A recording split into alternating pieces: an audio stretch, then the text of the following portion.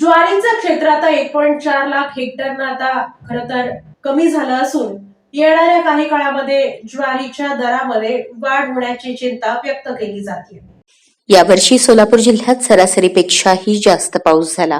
ऑक्टोबरच्या पहिल्या पंधरवड्यापर्यंत पाऊस होता, त्यामुळे ज्वारी पेरणीची वेळ निघून गेली। ज्या शेतकऱ्यांकडे पाणी उपलब्ध आहे त्यांनी पाणी सोडून ज्वारीची पेरणी केली।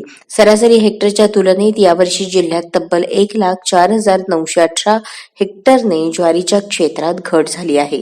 त्यामुळे एप्रिल ते मे दरम्यान पुन्हा ज्वारीचे दर वाढण्याची शक्यता व्यापाऱ्यांमधून व्यक्त होत आहे। ज्वारीचे कोठार म्हणून सोलापूर जिल्ह्याची देशभरात ओळख आहे।